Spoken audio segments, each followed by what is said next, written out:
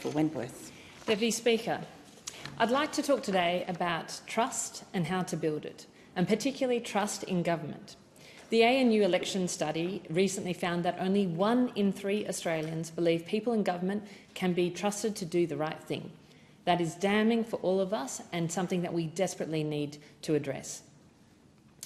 What we're seeing increasingly is also a majority of Australians who have a moderate or high grievance against government, business or the rich. And 64% of Australians worry that government leaders purposely mislead people by saying things they know that are false or gross exaggerations. And finally, only 17% believe the next generation will be better off. We in this building should be worried about all these statistics. We do have a problem.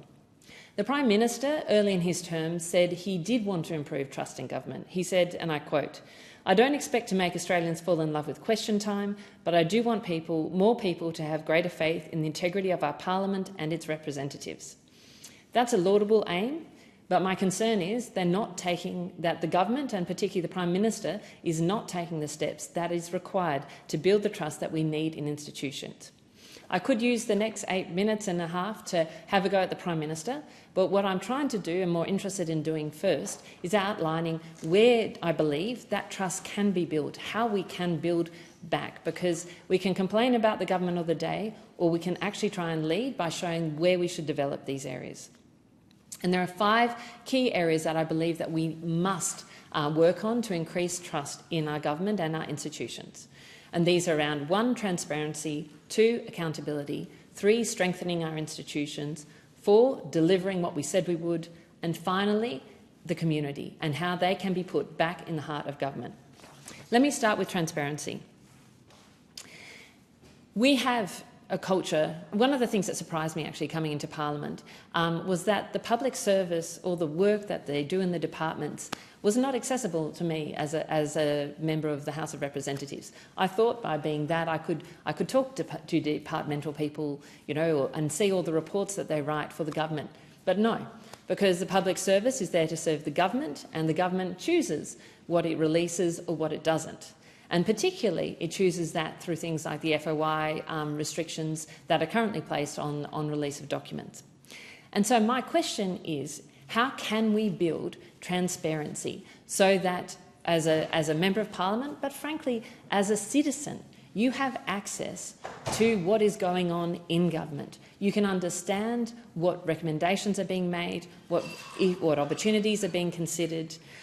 That, I believe, sunshine, people say, is the best disinfectant. If you can increase transparency, I believe strongly that you can increase trust in government.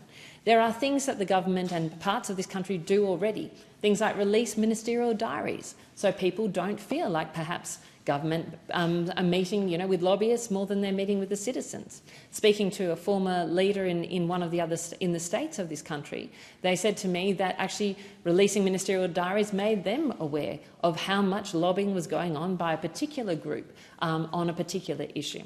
We could make sure that there's much more transparency about who's sponsoring lobbyists. Those are some of the things that could be really important.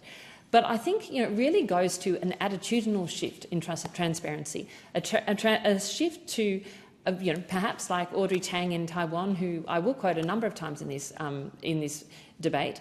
They have really pushed for radical transparency. I think I can see, I believe I'd be very excited to have a government where so much of government is released, where it's released by the rule rather than the exception.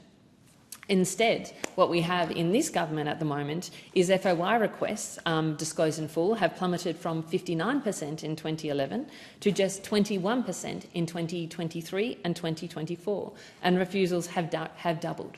So I think the first piece is change the attitude, change the FOI rules, change the laws around ministerial diaries and lobbyists, and go for radical transparency to build trust with the Australian people.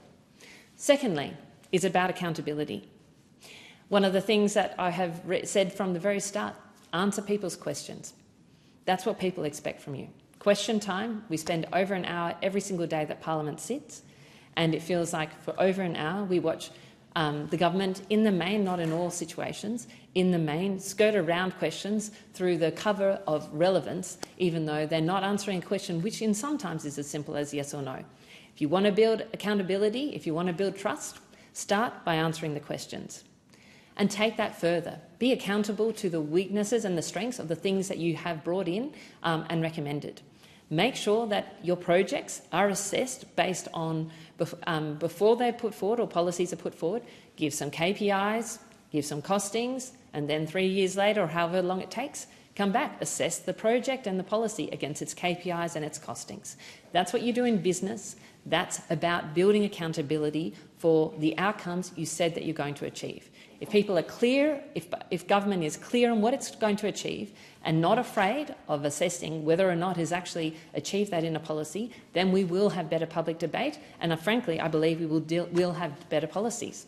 And right now in this government, we can't even get the government to be accountable to the own things that it sets up. It has, when there are big issues, sometimes people ask for reports by committee inquiries. The government has commissioned tens of these committee inquiries. It has responded so far to 4 committee inquiries within 6 months, which is what it's meant to. It has 55 reports that are outstanding beyond the 6-month mark. That is where the government could build trust by building accountability. Thirdly, institutions, and that is about building the strength of our parliament and ensuring competition in our parliament, but also in terms of making sure that in other institutions, such as our courts, and in the public service, people have trust in that. In terms of building in our institutions, public servants, for a time, particularly when I was growing up, were seen there as providing frank and fearless advice. They contradicted ministers publicly about some of their interpretations or their work. They had a bravery because they were there to represent the public. Now public servants have become more, in terms, the servants of the government as opposed to the servants of the people. And I think this is how could you increase the transparency and openness of public servants to criticise, to share the information that they're putting forward to government. Again, you would build trust. If you can handle a criticism, you build trust. Australians really recognise this. In terms of competition in the parliament, make sure you have the rules that allow competition. Instead, government last year, in the Labor government with the coalition, passed rules to make it harder for independents and minor parties to be successful in elections. That doesn't build trust. Take those back. And finally, in terms of things like access into institutions, the courts and those institutions should be free and fast. We have only 42% of administrative review tribunal cases are resolved within 12 months. That's not a strength of institution, that is not justice delivered, and that doesn't build trust. Deal with that. Fourthly, delivery. Because ultimately, governments, people trust people who do what they say they're going to do, and that applies to governments as well. And we haven't seen that quality of delivery come from governments, and that accountability to deliver better outcomes for people. Make sure that people feel like the services that they're paying for are actually delivering better results. That will ultimately build trust. And finally, I'm going to talk about community. There's a quote again from Audrey Tang, a person who has really driven enormous change in trust in Taiwan. And Tang said, "We recovered from the trust crisis not by asking people to trust the government, but by encouraging public services to trust the people." And that comes down to community. Who are you asking? Who are you engaging? How is government listening and responding to the concerns of the community? There are different and exciting ways that people around the world are doing this. Citizens' Assembly. A recent poll found that actually almost 50% of Australians are open to citizens' assemblies to deal with possibly difficult issues. Maybe at a certain level, if you have enough people, again, in some countries, if you have enough people to sign a petition, the government has to respond. That is, I think, a way that government can be accountable. Making sure, again, when you do reviews, you do these parliamentary inquiries, how do we get everyday people, not just people with vested interests, to engage in these things? There are innovative ways to do this online. We have never actually had a world where it would be easier for us to engage the community in these things. And so this really comes back to the final point. Trust matters. The strength of the Australian democracy, of our economy, our institutions, depends on trust. It is eroding. and there are ways that we can deal with it. It is about transparency, accountability, institutions, delivery and community, and it is time this government took those properly into account. Thank you, and I give the call to the member for